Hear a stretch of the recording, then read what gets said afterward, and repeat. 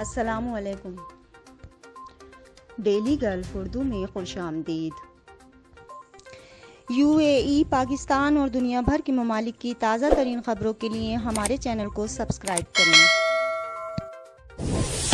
متحدہ عرب امارات میں کرونا وائرس کے نئے کیسز کا اعلان۔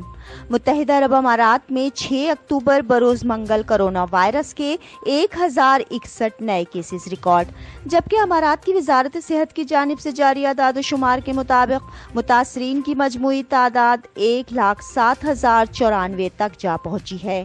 پچھلے 24 گھنٹوں میں 1146 صحتیابیوں کے بعد صحتیابیوں کی کل تعداد 90,556 ہو گئی ہے۔ آج کرونا سے مزید 6 ہلاکتوں کے بعد ہلاکتوں کی کل تعداد 435 ہو گئی ہے۔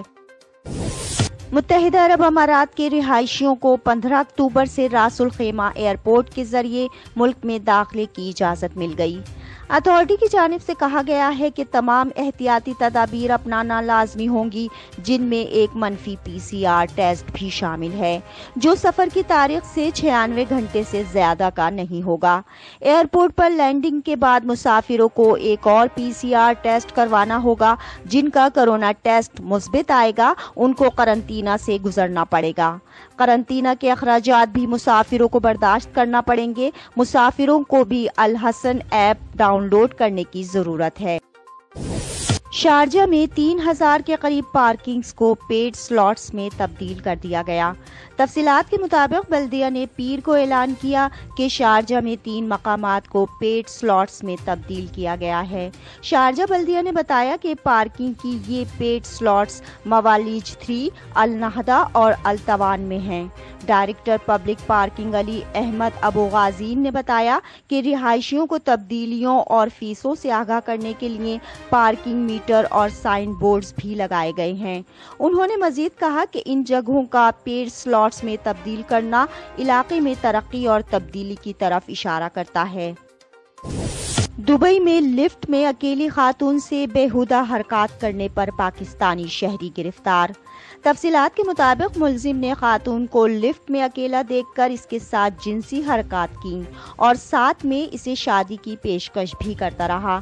ملزم کا کہنا تھا کہ وہ اس کے عشق میں مبتلا ہو گیا ہے، تاہم اس دوران وہ انتہائی شرمناک حرکات کرتا رہا۔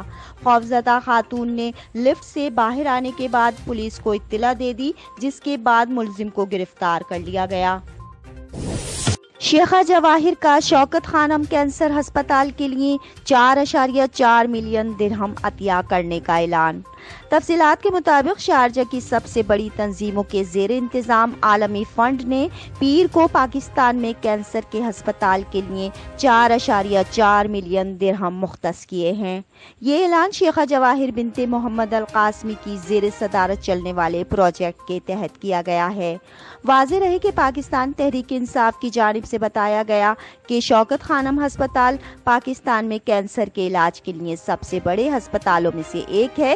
یہاں پر 75% مریضوں کا علاج فنڈز کے تحت کیا جاتا ہے۔ متحدہ عرب امارات میں 2 افراد نے اپنے ہی دوست کو موت کے گھاٹ اتار دیا۔ تفصیلات کے مطابق متحدہ عرب امارات میں 2 عرب باشندوں نے اپنے دوست کو ہیروئن کے انجیکشن اتنی زیادہ مقدار میں لگائے کہ وہ اس دنیا سے کوچ کر گیا۔ دونوں ملزمان کی عمریں 20 سال سے زائد ہیں، جنہیں اس جرم میں 7 سال قید کی سزا سنائی گئی ہے۔ عدالت نے نشے میں دھت ہو کر گاڑی چلانے پر بھی دونوں کو 20,000 درہم فی کس جرمانہ کیا۔